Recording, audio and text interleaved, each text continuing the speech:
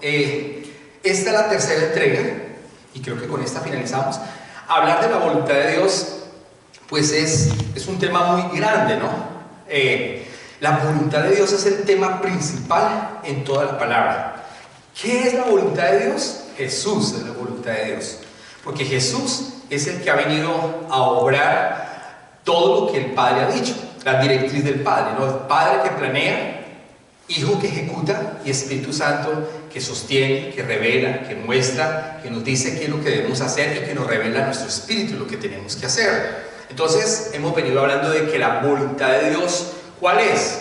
La voluntad de Dios, según Juan 6:40, dice claramente que Él no quiere que nadie se pierda, que todo aquel que cree en el Hijo y reconozca en él, al Hijo como su Salvador tenga vida eterna. La palabra del Señor es clara diciendo en Juan que Jesús estaba en el Getsemaní. Esa fue la primera entrega. Y en el Getsemaní, Él, humanamente hablando, recuerde que en la teología siempre se nos ha enseñado, vuelvo y lo repito, siempre se nos ha enseñado un tema que se llama la unión hipostática. La unión hipostática en la teología, en la academia, que todos los teólogos estudiamos, o los que estudiamos siempre la palabra, pues nos enseñan en la teología o en la universidad bíblica que la unión hipostática es que Jesús vino como 100% hombre y 100% Dios.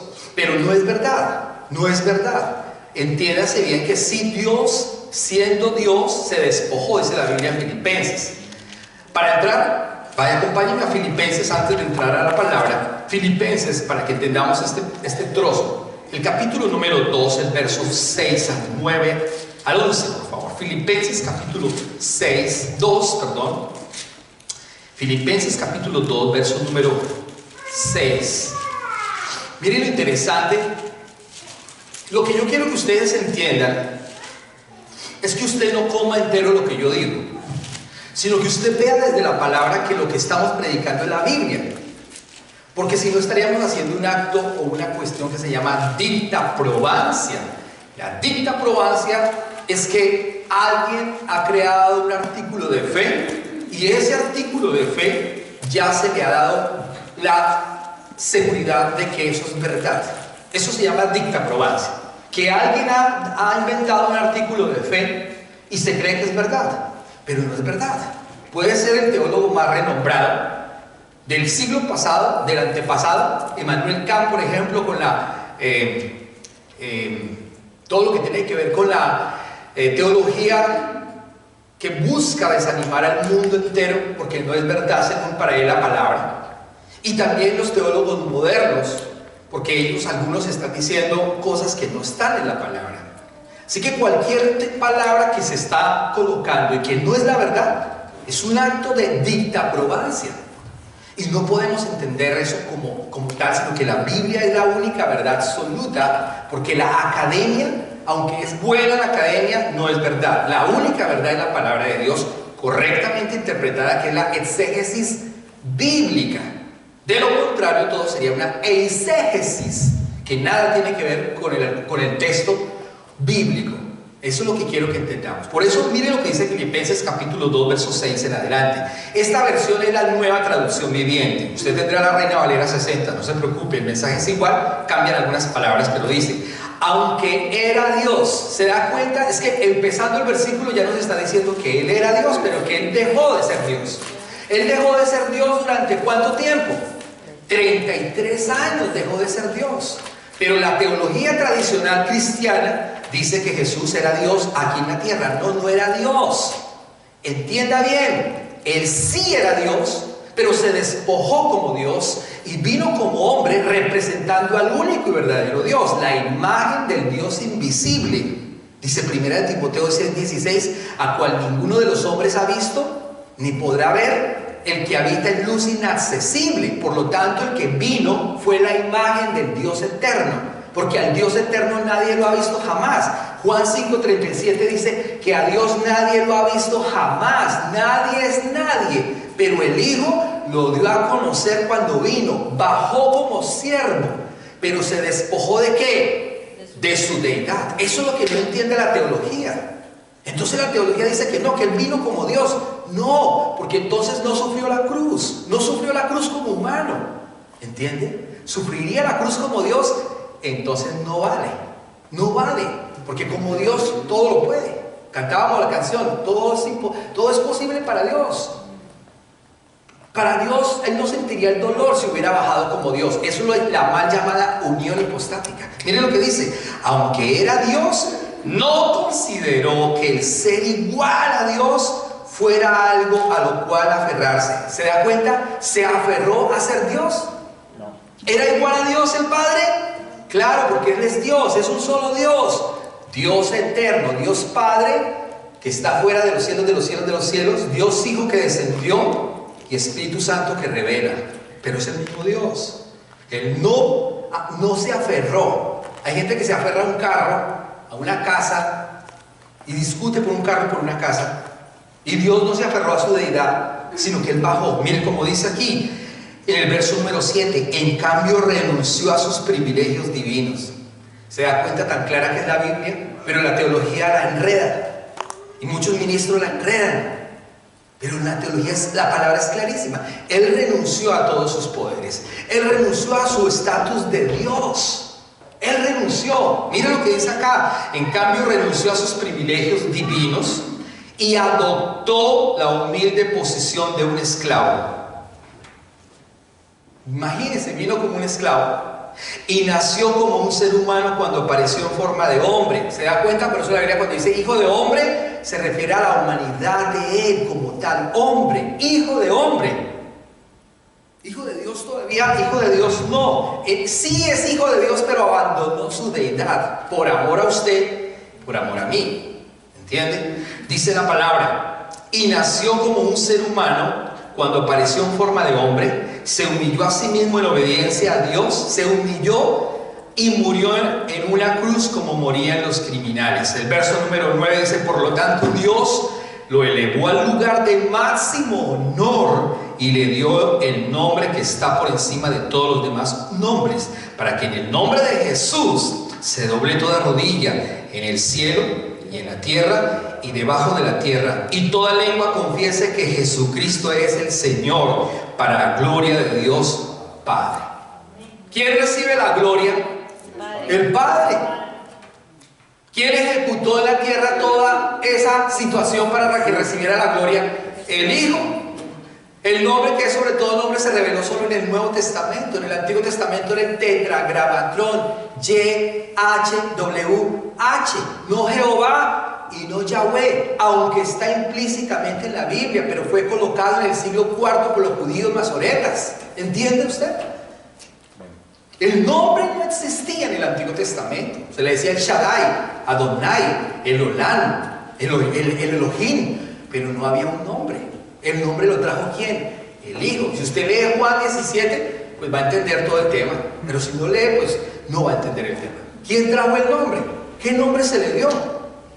Entonces es clarísimo. Él abandonó toda su gloria, renunció a ser Dios para ser un humilde hombre, para dar su vida por amor al Padre, por amor a sí mismo y por amor a nosotros, para traer salvación a la humanidad. Y por eso Él ahora sí está en el Getsemaní diciendo: Padre, Padre, yo no quiero ir, pero no se haga mi voluntad sino la tuya.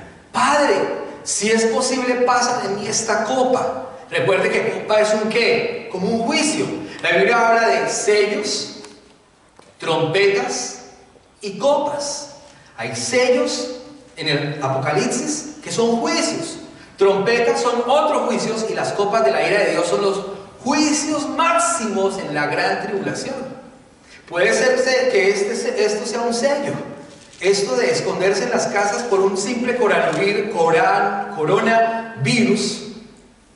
que el mundo está asustado, temblando, son sellos. Porque la segunda venida del Señor está cerca. Pero antes de la segunda venida del Señor, primero será el rapto de la iglesia.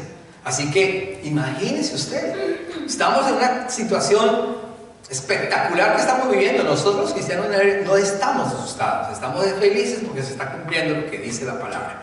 Él en el Getsemaní está diciendo: Señor, si es posible, pasa de mí esta copa, pero Señor, de todas maneras, no se haga mi voluntad sino la tuya.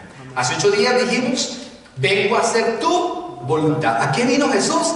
A hacer tu voluntad. Y Hebreos, el capítulo número 10, vimos todo el capítulo 10 hasta el verso 18, pero hoy vamos a ver solamente el 7, hacer un énfasis del 7, del 9 hasta el 10. Dice, entonces dije, ¿quién? Jesús. Entonces dije, heme aquí, en la cabecera del libro está escrito de mí.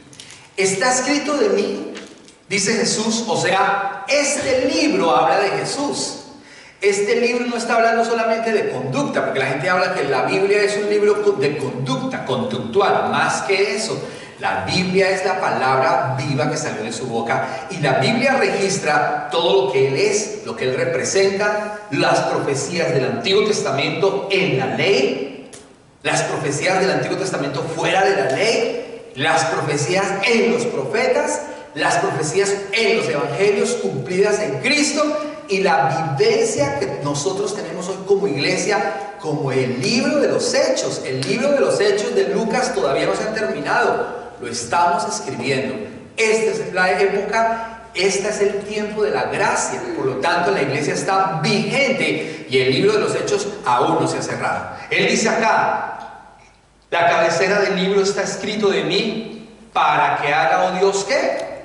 Tu voluntad. Verso número 8. ¿A qué vino Jesús? A hacer la voluntad del Padre. El 8, por favor. O 9. Entonces dijo, en el verso número 9, entonces dijo, heme aquí para que haga, oh Dios, tu voluntad. ¿A qué vino Jesús? ¿A hacer qué? Su voluntad. Qué bueno que nosotros podamos aprender de Jesús a hacer la voluntad. Decíamos hace 8 días que los muchachos deberían, o todos, no solamente los muchachos, todos nosotros deberíamos hacer la voluntad de Dios. Los padres a veces le dicen a los hijos que por favor que tiendan las camas, y los hijos no tienden la cama. Pues los hijos deberían tender la cama, los hijos deberían ayudar a sus padres, los hijos deberían colaborar, los hijos deberían hacer el almuerzo, los hijos deberían limpiar, porque deberían ayudar a sus papás, porque los papás le están dando una orden, hagan la voluntad del papá y de la mamá, porque el papá y la mamá se preocupan, el papá y la mamá pagan la renta, etcétera, etcétera. Pues los hijos como mínimo deberían ser obedientes en hacer algo para la familia, en hacer algo para sus padres, en estudiar y sacar buenas notas, o buenas marcas, como dicen, ¿no? Eso es lo mínimo que podrían hacer. Por eso el Señor está diciendo acá, mira, heme aquí, para que haga, oh Dios, le dice al Padre, tu voluntad. Luego Él dice, quita lo primero para establecer lo postrero. ¿Qué es lo primero? La ley, el Antiguo Testamento.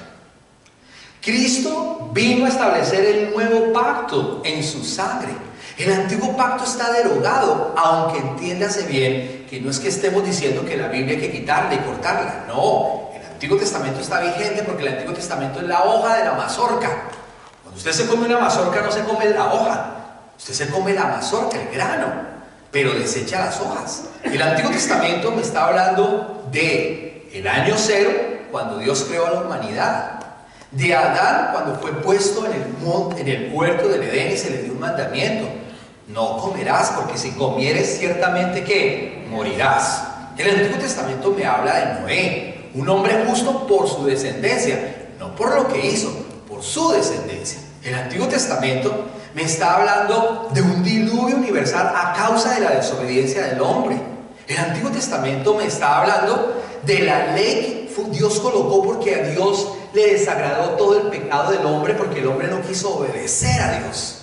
Entonces el Antiguo Testamento me está hablando de la problemática que el hombre entero había sido obtuso en buscar a Dios, en tener relación con Él. Y por lo tanto Dios entonces ahora establece unas leyes y le da 1000 mandamientos, más exactamente 969. Luego en un concilio se resumen en 613, pero más adelante Dios coloca un intermediario que es Moisés, y a ese intermediario se le dan el decálogo, que son los 10 mandamientos. Los 4 primeros mandamientos son teocéntricos con relación a Dios. Los otros 6, del 5 hasta el 10, son antropocéntricos con relación al hombre. Para que entendamos ahora sí el resumen de la ley, cuando Él viene y dice: amarás al Señor tu Dios con todo tu corazón, con todas tus fuerzas, y a tu prójimo como a ti mismo. Ahí se resume la ley y los profetas. Todo eso me está hablando el Antiguo Testamento. El autor del libro no aparece por ninguna parte. Por eso la gente se aburre cuando lee la Biblia, porque encuentra una serie de genealogías y de leyes. No te pongas, no comas, no hagas, no digas, no chistes, no te pongas, rápese, no se rape, póngase, no se ponga, coma, no coma. La gente dice, pero ¿qué es esto? ¿Mate o no mate? La gente dice, pero este Dios es malo porque mandó matar. La gente dice, pero ¿comemos carne o no comemos carne? ¿Comemos morcilla o no comemos morcilla? ¿Comemos chorizo o no comemos chorizo? ¿Comemos marrano, cerdito? ¿Qué hacemos? ¿Qué hacemos? ¿Diezmamos o no diezmamos? La gente anda en una situación, es que el pastor me maldijo porque si yo no diezmo, malditos sois con maldición porque me habéis robado vuestros diezmos y vuestras ofrendas y el pastor me va a... Entonces la gente está angustiada porque no está entendiendo la ley y el evangelio. La ley y el evangelio, sino que se vuelve una amalgama y se enseña una doctrina que no es verdad. Hasta ahí no hemos encontrado todavía el Salvador. Está siendo profetizado por medio del pueblo de Israel a través de una promesa dada en Génesis 18:10 a un hombre llamado Abraham, que no era judío, que no era israelita, que salió de Ur de los caldeos, babilónico, y aún así él creyó, salió de su tierra, salió de su parentela y se fue donde Dios le dijo que lo iba a bendecir en gran manera y que por medio de él iba a venir el Mesías, el Cristo, que aún todavía no se conocía el nombre. ¿Entiende usted? Todo el Antiguo Testamento es la hoja de la mazorca, la hoja del maíz, pero usted no se come la hoja, usted se come el maíz. Por lo tanto, la palabra del Antiguo Testamento fue dada para el pueblo de Israel, la historia de Israel, la historia del Mesías, del Cristo prometido, que ahora sí aparece, hasta ahora sale el nombre en un promedio de 4000 años. Sale el nombre y aparece en la genealogía del Evangelio de San Mateo en el capítulo 1. Hasta ahí aparece el nombre de Jesús. Ahora sí sale el Cristo, el Redentor, que fue profetizado mucho tiempo atrás, profetizado en el libro de Isaías, el mayor de los profetas.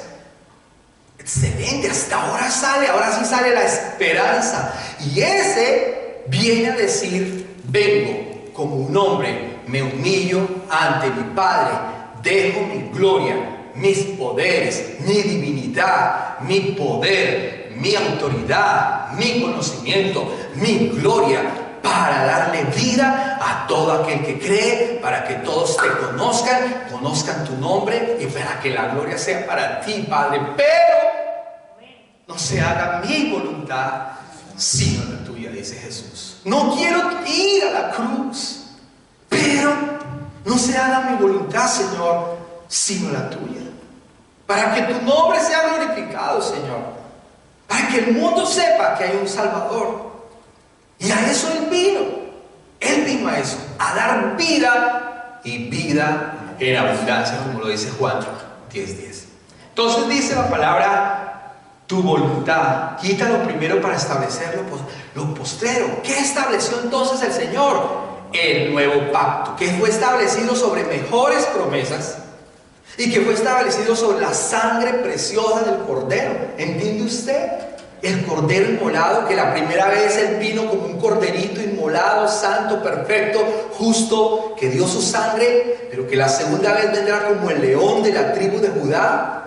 ¿Entiende usted lo hermoso de toda la historia del Salvador del mundo? De por qué nosotros venimos a adorar su nombre y nos congregamos como iglesia, que es lo que habla Hebreos 10:25, no dejando de congregarnos como algunos lo tienen como una costumbre, que desde la misma época de Jesús no se congregaban algunos.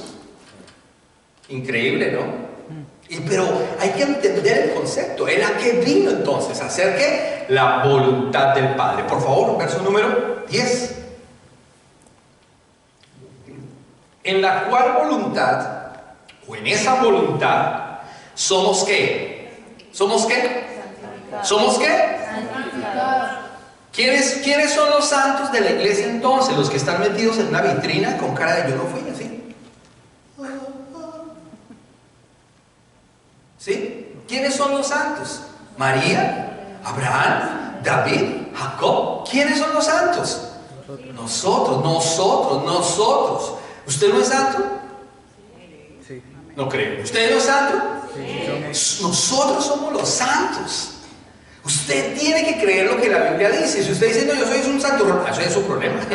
Pero la Biblia dice que usted y yo somos, ¿qué? Santos. ¿Por qué? ¿Por lo que hicimos? No, por lo que Él hizo. Su voluntad.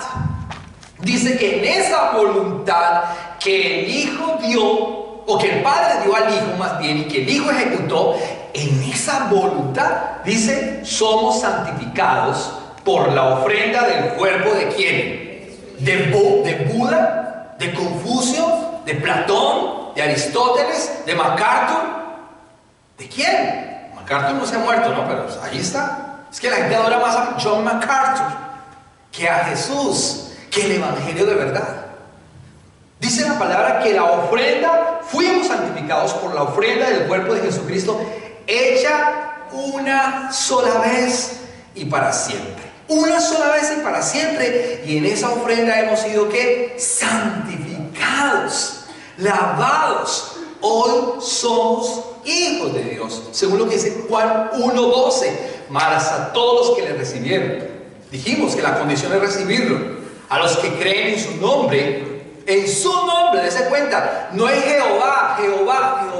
¿Entiende usted? Que la gente dice, ¿cómo se llama el Padre? Jehová. ¿Cómo se llama el Hijo? Jesús. ¿Y cómo se llama el Espíritu Santo? El Paracleto. No, su merced, eso no es verdad. No es verdad. Yo no sé de dónde salen esas historias. No, pero es que en la Biblia dice Jehová, sí, pero entienda que el nombre no ha sido revelado. El Antiguo Testamento es el tetragramatrón. Aunque esté como Jehová o Yahweh, pero no es el nombre. El nombre de Jehová fue puesto a un ángel, el ángel de Jehová, que no es Jesucristo, entienda bien, no es Jesucristo. Porque la gente dice que Jesucristo se apareció en el Antiguo Testamento como el ángel de Jehová. Tampoco es verdad. Porque Hebreos 2 está diciendo, ¿a cuál de los ángeles dijo Dios? Dije yo jamás, mi hijo eres tú. ¿A algún ángel Dios le dijo que mi hijo eres tú? Está escrito en la Biblia. Pero sin embargo, la tradición teológica de las iglesias cristianas dice claramente que Jehová, el ángel de Jehová, es Jesús. Eso se llama una teofanía, que no es verdad. También eso es una grosería teológica. Teofanía. No es verdad. Entonces está diciendo claramente que Él vino a hacer la voluntad del Padre. A Cristo se le dio un cuerpo, se le preparó un cuerpo, y ese cuerpo lo ofreció una sola vez y para siempre, para que fuésemos nosotros santificados. Imagínense cómo no buscarlo a Él. Imagínense cómo no tener relación con Él. Imagínense cómo no adorarlo a Él. Imagínense cómo no buscarlo a Él día tras día. Salmo capítulo 40, por favor, verso número 7 y 8. Salmo capítulo número 40, versos 7 y 8, por favor. En esta versión dice, bueno, voy a leerlo, perdón, en esta versión primero. Salmo capítulo 40, verso 7 y 8. Dice, entonces dije, aquí estoy, como está escrito acerca de mí en las Escrituras. Me complace hacer tu voluntad, Dios mío, pero tus enseñanzas están escritas en mi corazón. ¿Alguien sabe qué diría? O la mayoría de los ministros saben qué dicen, que el que está hablando aquí es David, el salmista David. David fue el que escribió la mayoría de los salmos, pero muchos otros salmistas escribieron estos salmos. Entonces aquí no es que esté hablando directamente David, es que David está escribiendo, ojo, el salmo, pero está siendo inspirado y proféticamente está hablando ¿de quién? Del Mesías, que todavía no lo hemos ¿qué? Visto, porque estamos en ¿dónde? ¿En dónde? En el Antiguo Testamento, en las hojas de la mazorca. ¿Cuántas profecías hay en la Biblia acerca de Jesús? 23.500 profecías. Según los eruditos dicen que hay 3.200. Se rajaron 23.500 profecías, todas cumplidas en el Salvador, en el Cristo. Y una de ellas está aquí implícitamente diciendo en el verso número 7. Entonces dije, no es David, ¿es quién? El Cristo. Dice, entonces dije, aquí estoy, como está escrito acerca de mí en las Escrituras. ¿Cómo llama Jesús el Antiguo Testamento? Las Escrituras. ¿Cómo llama Jesús el Nuevo Testamento? No. ¿Cómo llama Jesús el Antiguo Testamento? Las Escrituras. ¿Cómo llama Jesús el Nuevo Testamento? Sí es Evangelio, pero ¿cómo lo llama Jesús? La palabra, la palabra, la palabra, la palabra viva que salió ¿de dónde? De la boca de Jesús. Esa es la palabra. Por eso Pedro dijo, ¿a quién iremos? Si solo tú, no dijo los fariseos, los saduceos, los profetas, la ley. No, ¿a quién iremos? Dijo Pedro, ¿a quién iremos? Si solamente tú tienes palabras de vida eterna. ¿Qué dice Juan 1:17? Por favor, no pierdan, por favor, Salmo 40. Mire, acompáñenme a Juan 1:17. Es una hermosura. Juan capítulo número 1. Juan capítulo número 1. Verso número 17 o 18, si no estoy mal. 17 dice, pues la ley fue dada por medio de Moisés. ¿Qué fue dada la ley? ¿Por medio de quién? De Moisés. Pero hay algo mucho mejor que la ley. Pero el amor inagotable de Dios y su fidelidad o su gracia vinieron por medio de quién? Jesús. De Jesucristo. ¿Qué es mejor, la ley o la gracia? La gracia. La gracia. La ley hace parte, es la hoja de la mazorca. La ley es el estuche que me lleva a el grano. La ley es el estuche que me lleva a la verdad, a la comida que me como. Me como la palabra de Jesús y solamente la ley me indica cuál es esa palabra. ¿Entiende usted? No me la como. Por lo tanto, nosotros los cristianos no hacemos cosas de la ley, porque muchos pastores están haciendo cosas de la ley. Todavía. Haciendo cosas, celebrando Yom Kippur, celebrando primicias. Mire, todos los pastores celebran primicias.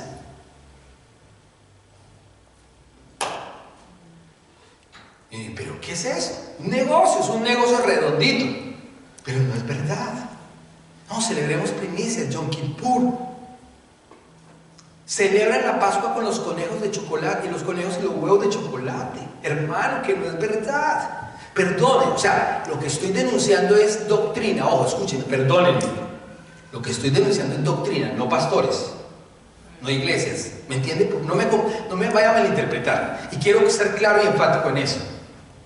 No estoy denunciando pastores ni iglesias. Doctrina. Doctrina. Doctrina. Para no haber confusión por ahí. Dice la palabra que nosotros tenemos que hacer lo que está escrito. La ley sirvió, pero ya no, porque hay algo mejor. La gracia y la verdad vinieron por medio de ¿quién? De Jesucristo. Aunque es la misma palabra, entienda usted algo. Un papá regaña a los hijos y le pega con esta mano, pero es el mismo papá. Y ese mismo papá, cuando está contento con sus hijos, acaricia con la otra mano.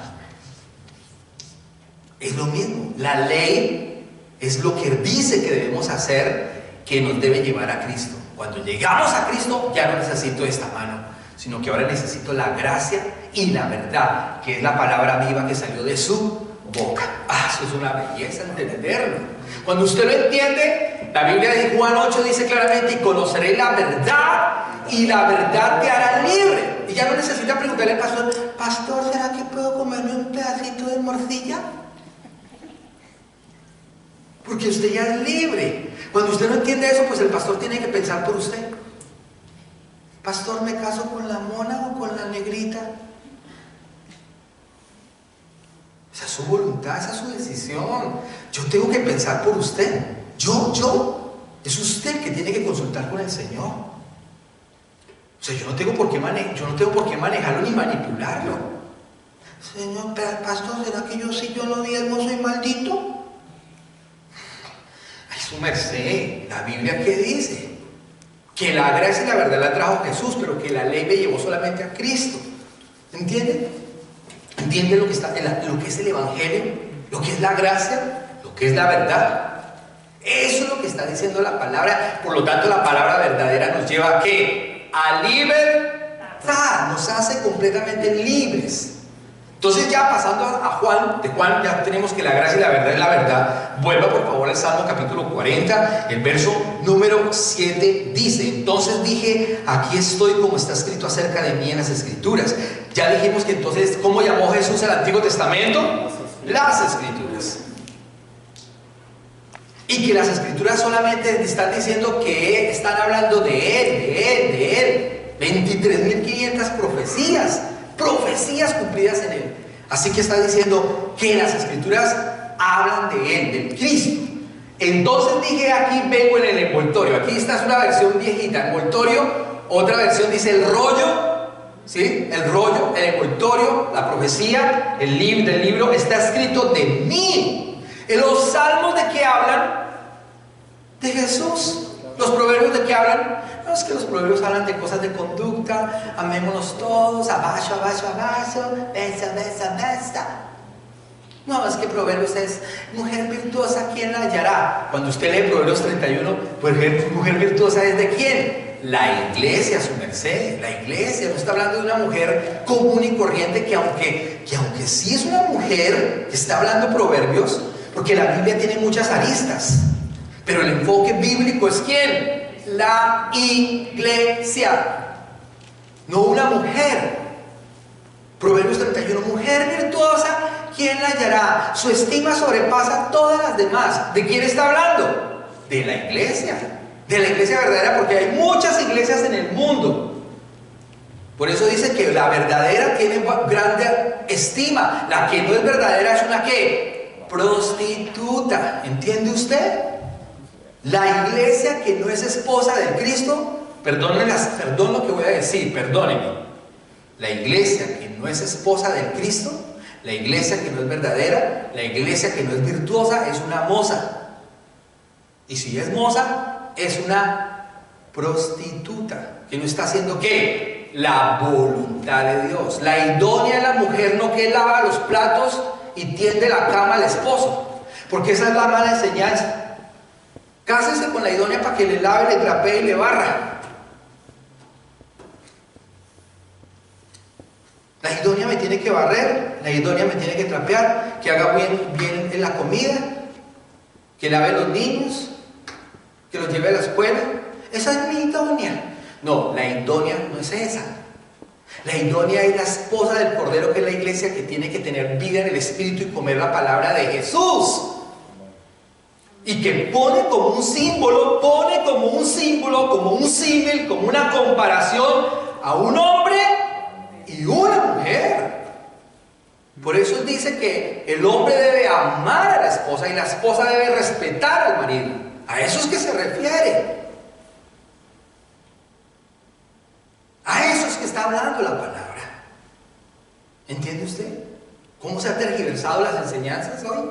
Dice entonces la palabra: vengo en el libro, o en el envoltorio, o en el rollo del libro que está escrito acerca de mí. Verso número 8, por favor, el 8.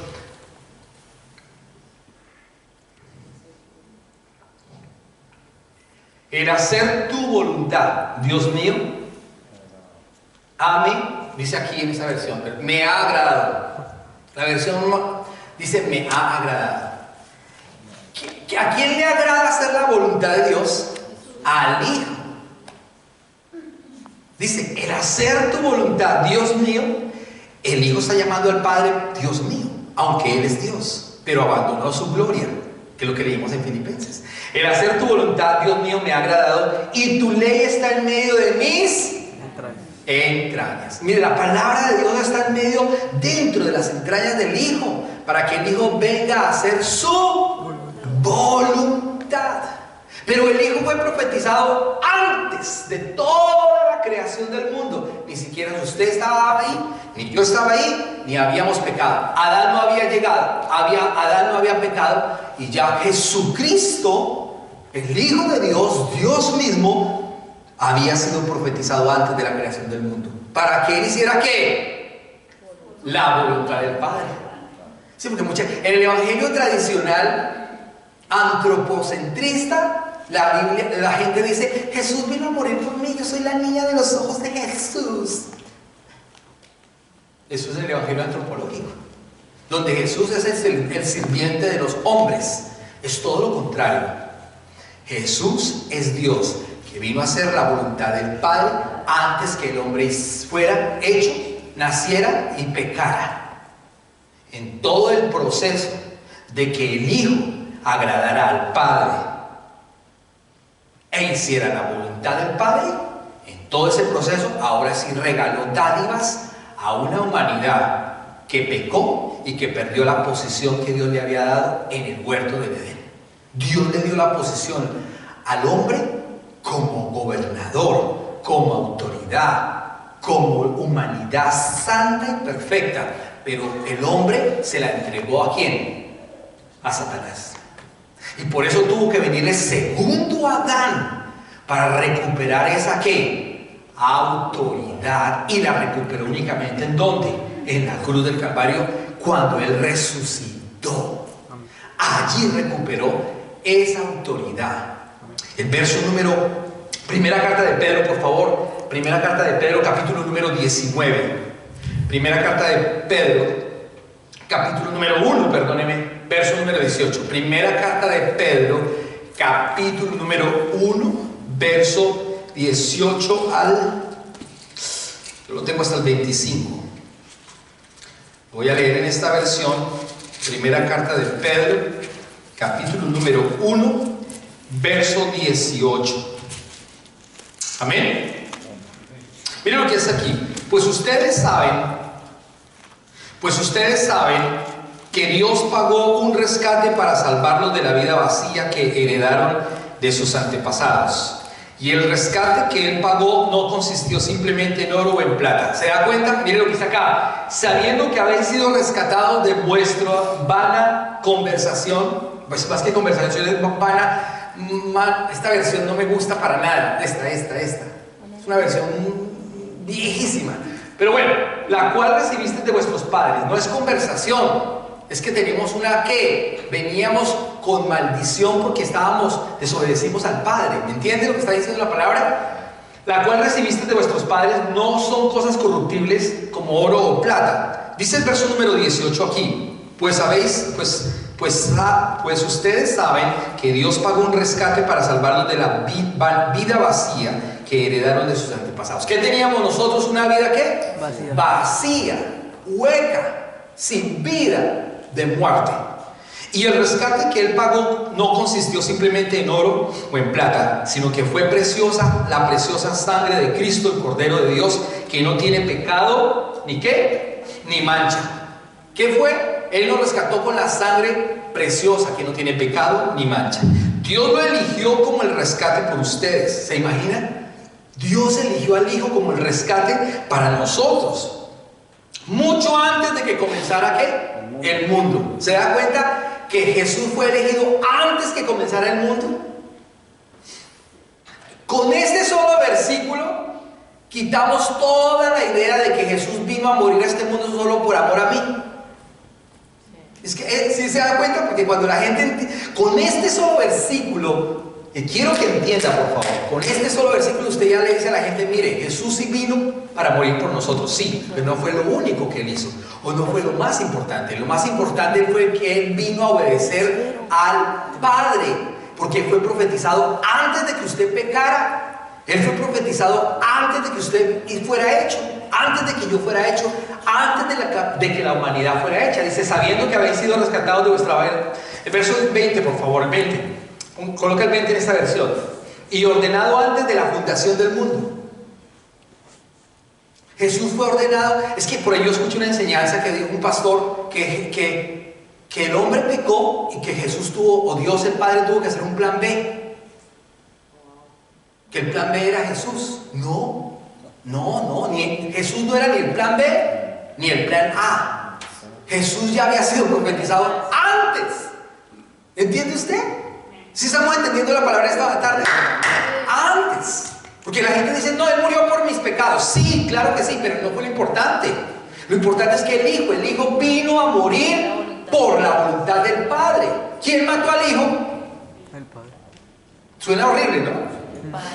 La gente dice, no, es que el Hijo lo mataron los judíos. Es que el Hijo lo crucificaron nosotros. Sí, nosotros hoy lo crucificamos cuando pecamos, lógico. Espiritualmente hablando, quiero que entienda eso. Pero ¿quién mató? ¿Quién le ordenó al Hijo que muriera en la cruz? El Padre. Él dice, a mí nadie me quita la vida, yo la doy voluntariamente, dice Jesús. Pero alguien dijo por ahí que los judíos lo mataron. Claro, sí lo mataron físicamente porque estaban ciegos, no vieron la luz que vino a sus tinieblas. Pero ojo, aún así se tenía que cumplir que el Padre hiciera con el Hijo ¿se da cuenta? Ay, esto es una belleza. Fue ordenado antes de la fundación del mundo, pero manifestado en los postreros tiempos por amor a quién. Ahora sí, por amor a quién. A nosotros. Por amor, nosotros sí valemos, sí valemos, pero no es lo más importante. Lo importante es que Él vino a hacer la voluntad del Padre. Verso 19 dice aquí claramente, el verso 19, sino que fue la preciosa sangre de Cristo, el Cordero de Dios, que no tiene pecado ni mancha. Dios lo eligió como el rescate por ustedes mucho antes de que el mundo comenzara. Pero ahora se lo ha revelado a ustedes en estos últimos días. Verso 21, por medio de Cristo ha llegado a confiar en Dios y han puesto su fe y su esperanza en Dios, porque Él levantó a Cristo de los muertos y le dio una gloria inmensa. ¿Ahora en quién confiamos? En Cristo. ¿Que el problema del coronavirus está en el mundo? Sí. Pero ahora, ¿qué vamos a hacer? Confiar en Cristo. Ningún arma forjada prosperará contra la iglesia. Nadie te tocará si tú confías, de verdad. Si no confías, pues te va a tocar. Pero el pastor dijo, no, yo no dije la palabra, pero usted no cree. Es diferente. Dice aquí, el verso número 22, al obedecer la verdad ustedes quedaron limpios de sus pecados. Por eso ahora tienen que amarse unos a otros como hermanos con amor sincero. Ámense profundamente de todo corazón. ¿Cómo nos amamos? Abrazo, beso. Profundamente, pero ¿cómo? Congregándonos, buscando a Cristo y amando a los demás. ¿Cómo se ama a los demás? Llevándole papel higiénico y gel antibacterial en estos días de dificultades. ¿Cómo amamos a los demás? ¿Cómo los amamos? ¿Les llevamos rollos de papel higiénico? ¿Les llevamos gel antibacterial? ¿Qué le llevamos? Para amar, mire, te amo, te estoy demostrando que te amo, entonces te traigo un mercadito, unos enlataditos para que te aguanten un mes. No. ¿Cómo amamos a los demás? Hablándole a la gente de Cristo, del Dios eterno, de la verdad absoluta. Cuando usted lleva a un mercado y no habla de Cristo, perdió el mercado. ¿Entiende usted lo que le estoy diciendo? Amar es hablar de Cristo. Amar es hablar de Cristo. Usted le lleva un pan a alguien, perdió el pan si no le habló de Cristo. Si usted lleva el pan y le habló de Cristo, ese pan le sirvió como excusa para hablar de la verdad que es Cristo, y ahí está amando ¿a quién? Al mundo. Eso es lo que dice la palabra. Verso número 23, pues han nacido de nuevo, pero no a una vida que pronto se acabará. Hemos nacido de nuevo y esa vida no se acabará, dice claramente. Su nueva vida durará para siempre porque proviene de la eterna y viviente palabra de Dios. ¿De dónde proviene su vida? De la eterna palabra de Dios. Dice que viviremos para siempre porque hemos nacido de nuevo, nacer de nuevo. Verso número 24, como dicen las escrituras, los seres humanos son como la hierba, su belleza es como la flor del campo. La hierba se seca y la flor se marchita, pero la palabra del Señor permanece para siempre. Y esta palabra es el mensaje de la buena noticia que se les ha predicado. ¿Qué es lo que perdura en nosotros? La palabra de Dios que perdura y vive en su espíritu. Porque esto se va a acabar. Esto se va a acabar un día. La Biblia dice claramente, Génesis dice que Dios había determinado que el hombre viviera 1000 años. Pecó, Dice, yo no voy a discutir con el hombre. El que más vivió fue Matusalén con 969, Adán con 935. De ahí para abajo dice, no voy a discutir con el hombre, al hombre se le darán 120 años. Salmo 90 dice que hoy los más robustos entre 70 y 80 años. ¿Entiende usted? Se acortó la vida. Por lo tanto, usted va a vivir un promedio de eso. Esto se acaba. Pero lo que va a vivir eternamente es su espíritu por la palabra, no por la ley. Por la ley, ¿quiénes serán juzgados? Los judíos, los creyentes del Antiguo Testamento, que no están en el cielo. David no está en el cielo, Salomón no está en el cielo, Abraham no está en el cielo, María no está en el cielo. ¿Entiende usted? Porque todavía no ha venido Cristo. Es que por lógica, solo por lógica, si Cristo hubiera venido, pues ya hubiera habido juicio. Si ya hubo juicio, pues ya están en el cielo. Pero como no ha habido juicio, no ha venido Cristo, pues no hay cielo todavía, aunque el cielo está. Por eso la Biblia dice, los muertos en Cristo resucitarán primero. Los que estemos vivos seremos transformados en un abrir y cerrar de ojos, dicen Tesalonicenses, para el rapto de la iglesia. Eso se llama primero tribunal de Cristo, luego bodas del Cordero, y en la tierra que va a haber gran tribulación. Después, ¿qué viene? Milenio. Después de milenio, Juicio del trono blanco. ¿juicio? No. Armagedón. Después, ¿qué viene? Juicio del trono blanco. Después, ¿qué viene? Todo esto se vuelve un pergamino y va la muerte, el Hades, la cárcel, el paraíso, la cárcel, el abismo. ¿Van a dónde? Al lago de fuego y azufre eternamente. Luego Dios establece un cielo nuevo y una tierra nueva para unas naciones y para Israel, porque la iglesia vivirá no en la tierra sino en el cielo eternamente. ¿Entiende usted la diferencia entre cielo, entre los judíos y los cristianos? Entre la iglesia es la esposa del Cordero, los judíos no. Lea Romanos 10. ¿Entiende usted? Un judío que hoy cree en Jesucristo será parte de la iglesia. Un judío que no cree en Jesucristo no es parte de la iglesia todavía. Se tendrá una oportunidad como pueblo de Dios todavía, pero no irá al cielo. ¿Dónde dice eso? Que está en la Biblia. ¿Entiende usted? Eso es lo que está diciendo la palabra. Por lo tanto, nosotros estamos felices porque Cristo vino a hacer su voluntad. Primera, Juan, Evangelio de Juan, por favor. Vaya conmigo, Evangelio de Juan, capítulo número 1, verso 29. Estábamos ahí cerquita. Juan, Evangelio de Juan, capítulo 1, verso 29 al 34. Juan, capítulo número 1, verso 29 al 34. Juan el Bautista es el último de los profetas que está hablando de ese Cristo. Él fue el único de los profetas que lo vio, lo tocó, lo bautizó. Además era primo de él. Imagínese eso. Lo que es todavía como obtuso y tonto es que él, estando en la cárcel, dice: ¡ay! Vaya, pregúntenle si él era el Cristo o esperaremos a otro. Después de haber visto sus prodigios, después de haber visto las señales, después de haberlo bautizado, después de haber visto la gloria que descendió cuando él fue bautizado, dice que el Espíritu Santo descendió en forma de paloma, no como una paloma. Por eso las iglesias ponen una palomita ahí. No, el Espíritu Santo no es una paloma, ni tampoco es fuego. ¿Cómo? No dice que el Espíritu Santo es fuego. No dice que es una paloma. Entonces dice el verso 29, Juan 1:29, dice: al día siguiente Juan vio que Jesús se le acercaba y le dijo: miren, el Cordero de Dios que quita el pecado del mundo. A él me refería, dijo Juan, cuando yo decía: después de mí vendrá un hombre que es superior a mí, porque existe desde mucho antes que yo, dice Juan el Bautista. No lo reconocí como el Mesías, aunque estuve bautizando con agua para que él fuera revelado a Israel. Entonces Juan dio testimonio. ¿Quién dio testimonio del Hijo? Juan, el primo. Juan, el último de los profetas. El último de los profetas lo ve. Todos los demás profetas no lo vieron. Lo vieron en la fe, pero no lo vieron físicamente. Juan sí, dice, ojo, no lo reconocí como el Mesías, aunque estuve bautizando con agua para que él fuera revelado a Israel.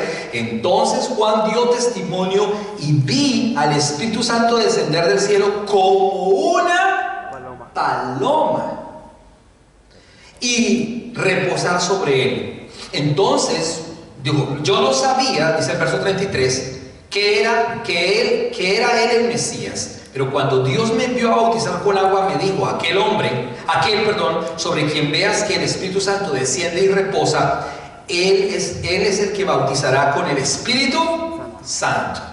Vi que eso sucedió con Jesús, por eso doy testimonio de que él es el elegido de Dios. Juan el Bautista vio que descendió el Espíritu Santo sobre el Cordero de Dios, el que venía a hacer ¿qué? La voluntad del Padre.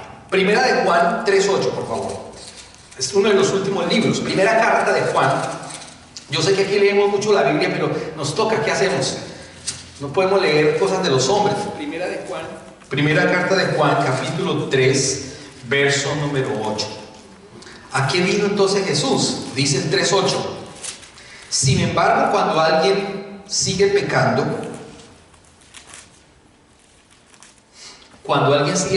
demuestra que pertenece al diablo, el cual peca desde el principio. Pero el Hijo de Dios, la segunda parte, pero el Hijo de Dios vino para destruir las obras ¿de quién? Del diablo.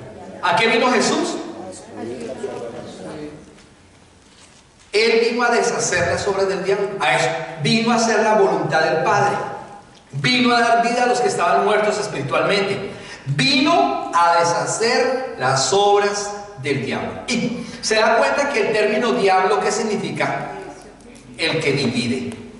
Aunque es el mismo malo, Satanás es el nombre para el que pelea con Dios. Satanás es el que desafía a Dios. El nombre es Satanás. El nombre verdadero del ángel, ¿cuál es? Lucifer. Lucifer era el ángel más hermoso, dice Ezequiel capítulo 28. Era el más precioso de todos los ángeles. Dijo, yo soy bello, voy a tumbarlo.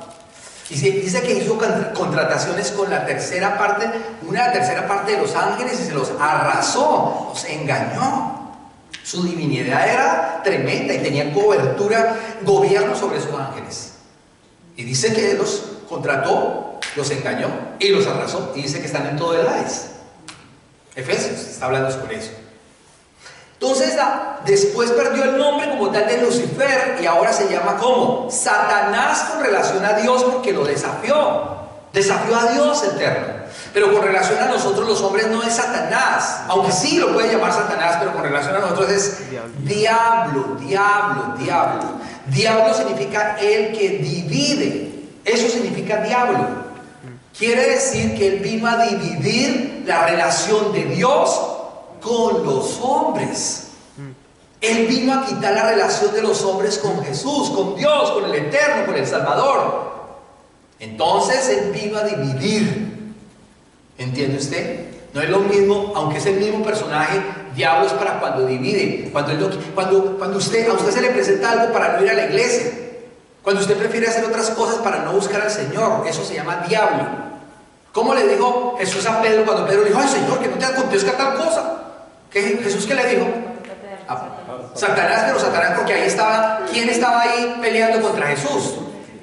¿Se da cuenta? No le dijo diablo, porque el que estaba, aunque diablo es el que divide, está hablando con relación al hombre y Dios, pero aquí está hablando, era el mismo Satanás usando a un hombre para con relación a Dios. Satanás le dijo, no le dijo diablo, pero con relación al hombre es que diablo, el que divide, el que no quiere que tenga relación con Dios, con la palabra.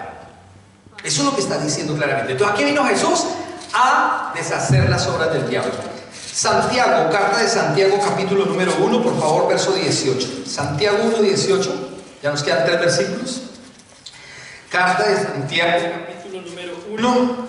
Carta de Santiago 1, 18. Amén. Santiago 1:18 dice: Él por su propia voluntad nos hizo nacer de nuevo por medio de la palabra. ¿Quién nos hizo nacer de nuevo? Jesús. Dice, por su propia voluntad nos hizo nacer de nuevo por medio de la palabra de verdad que nos dio, y de toda la creación nosotros llegamos a ser su valiosa. ¿Qué somos nosotros? Su valiosa posesión. Sí, sí somos su valiosa posesión. Ahora somos hijos de Dios porque Jesús fue el que hizo el trabajo. Jesús es el que vino a hacer la voluntad del Padre. Jesús fue el que vino a arreglar toda la situación de la humanidad. Jesús vino a deshacer las obras del diablo, y ahora nosotros somos su valiosa posesión porque somos la iglesia del Cordero que le busca, que le adora, que le exalta, que permanece fiel. Esa es la iglesia que habla Proverbios 31, mujer virtuosa, ¿quién la hallará? ¿Se da cuenta de eso? Esa es la iglesia verdadera que busca a Cristo. Nosotros ahora somos su verdadera posesión, dice la palabra. Pero eso no nos puede decir que ahora somos las estrellitas. La estrella es Él. Él es el sol de justicia. Él es la única verdad que le da vida a nosotros, que nos da vida a nosotros los que creemos. La iglesia que le adora, que busca. Apocalipsis capítulo número 17, por favor, verso 14. Apocalipsis 17, 14. Apocalipsis 17, 14. ¿Qué dice Apocalipsis 17, 14? Dice: irán juntos a la guerra contra el Cordero. Irán juntos a la iglesia, a la guerra contra el Cordero. Estamos hablando que el Cordero vino a hacer la voluntad de Dios, que se despojó de toda la gloria del Padre, ¿verdad? Dice: irán juntos a la guerra contra el Cordero, pero el Cordero los derrotará, porque Él es el Señor de todos los señores y Él es el Rey de reyes. Y los que Él ha llamado y elegido le son fieles, estarán con Él. Y los que Él ha llamado y elegido le son fieles y estarán con Él. ¿Qué es llamar y elegir? La palabra del griego prorizo, P-R-O-O, prorizo, S-Z-O. Significa que Dios está hoy llamando y convocando. No es que la predestinación es verdad con relación a que Dios nos predestinó para ser hechos hijos de Dios. No es que Dios predestinó a unos malos y a otros buenos, como habla por ahí algunas iglesias. No es verdad, porque si hubiera sido así, entonces Dios hubiera tenido que quitar la palabra donde dice: yo os doy a elegir, pongo el bien, pongo el mal, elige el bien para que te vaya bien. Pero si eliges el mal, ya no es mi problema. Dios nos dio una voluntad.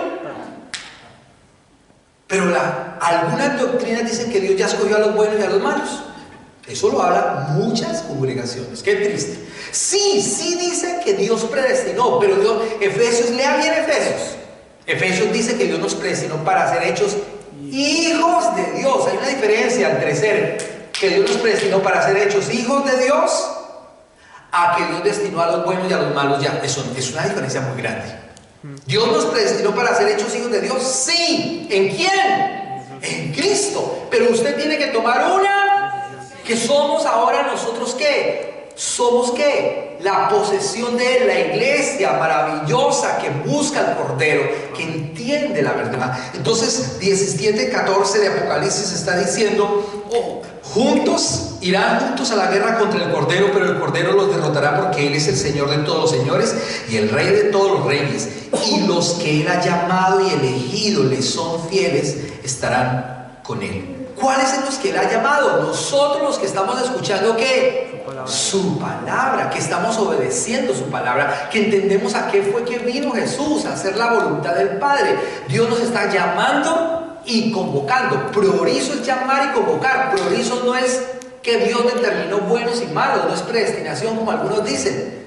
Algunos teólogos dicen que priorizo es que Dios predestinó los buenos y los malos. No, es convocar. Dios está llamando, Dios está eligiendo a esas personas, nos está eligiendo, nos está convocando para que seamos fieles y para que estemos con Él, porque muchos no le quieren conocer. La pregunta es: ¿usted está dentro de esos convocados? ¿Usted está dentro de esos que Dios está llamando? Esa es la pregunta. Mateo 22, y nos quedan 2 versículos más y vamos a casa. Mateo 22, por favor, verso 14. Mateo 22, 14. Dice 22, 14. Pues muchos son los llamados, ¿pero qué? ¿Pocos los qué? Muchos son los llamados, pero pocos los elegidos. Dios hoy te está llamando para que tengas relación con Él, pero el diablo es el que divide esa relación. Y muchas veces estamos dejando que el diablo gobierne esa relación por tontadas de este mundo y estamos perdiendo la verdad que es Cristo. Estamos perdiendo la relación en Cristo. El diablo nos está tratando de dividir. Por eso le está diciendo entonces en el 14, pues muchos son los llamados. ¿Cuántos son los llamados? Muchos. Aquí no dice que Dios eligió a los buenos y a los malos. Y eso lo hablan grandes institutos como The Master en Los Ángeles, que es una universidad bíblica.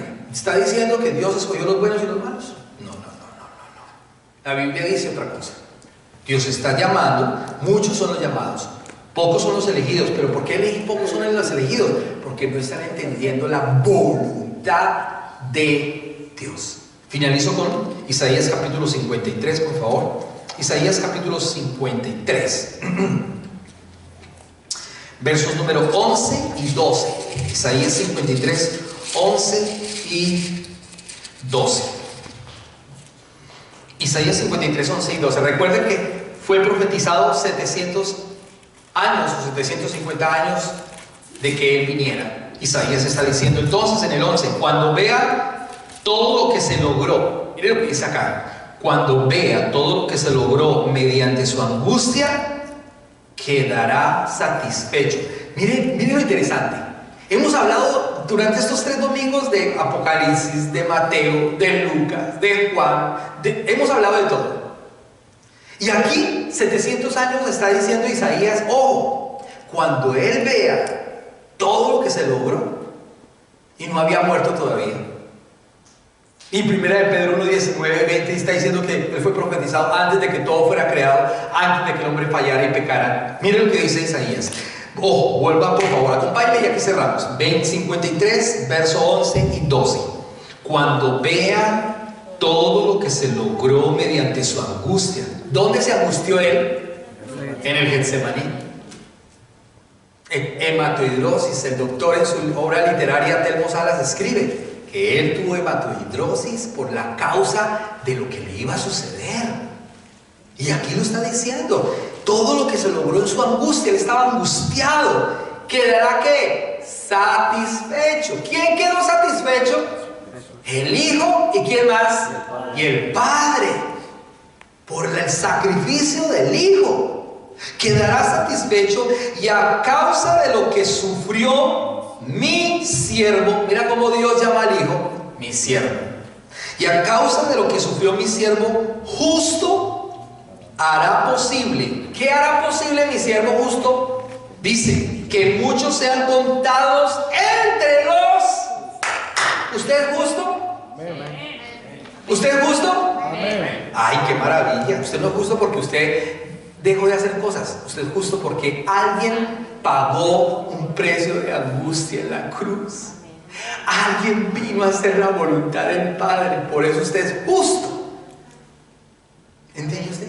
Hay gente que dice, ay, yo no tomo la Santa Cena porque me tomé una cerveza en el asado. Ay, su merced, ¿usted no entiende esto? Tómese 2 cervezas si quiere en el asado. Eso no hace que usted deje de ser justo. Ay, que me tomé una copa de vino con la pasta y perdí la salvación. Mi pastor me va a regañar.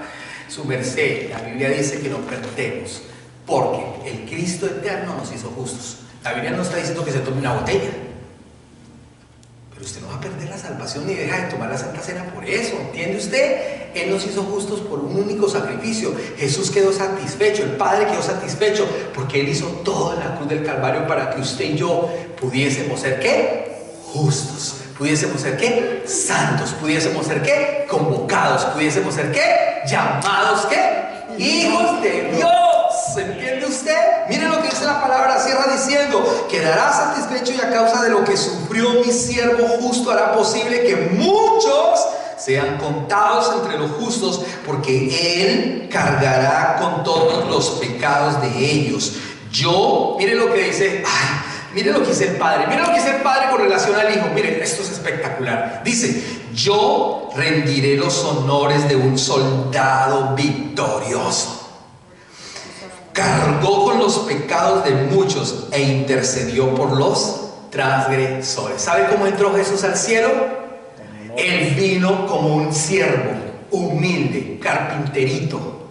Luego subió al cielo con todo honor, toda gloria, toda potestad, toda autoridad. Se le colocó una corona en laureles y volvió a la gloria, y hoy está sentado a la diestra del Padre, y gobierna con autoridad. Él es tu Padre, mi Padre, y Él vino a hacer la voluntad para que usted y yo hoy seamos llamados hijos de Dios, justos, lavados por la sangre preciosa del Cordero. Póngase de pie en esta tarde, dígale: gracias, Señor, porque no hay otro Dios soberano como tú, digno de recibir toda la gloria. Dígale: gracias, Señor, porque tú hiciste que por medio de tu angustia tu Padre quedara satisfecho para traer justicia a nosotros los injustos y fuésemos lavados por esa preciosa sangre del Cordero. Aleluya. Levante sus manos por un instante, dígale: gracias, papito. Gracias, gracias, gracias, gracias. Hoy te puedo llamar papito, Padre, no por lo que yo hice o dejé de hacer, sino porque ahora yo entiendo que tu angustia en la cruz del Calvario, que tu angustia en el Getsemaní me hizo justo, me lavó, me santificó, me justificó, me perdonó, me convocó, y ahora yo soy un hijo tuyo que te rinde honor y gloria y majestad. No hay otro como tú, no hay otro como tú. Dígale: gracias, Señor, gracias. No hay otro como mi Señor y mi Salvador. No hay otro como Cristo eterno. No hay otro el cual nos ha lavado, nos ha perdonado, nos ha justificado. Hoy somos la iglesia de Cristo que rinde honor al Dios eterno, al Rey de Reyes, Señor de Señores, Alfa y Omega, principio y fin, primero y último, el lucero de la mañana, el sol de justicia, el Cordero inmolado, el león de la tribu de Judá, el Elohim, el Olán, el Shaddai, el Eterno, el Dios Todopoderoso, el Pantocrator. Aleluya.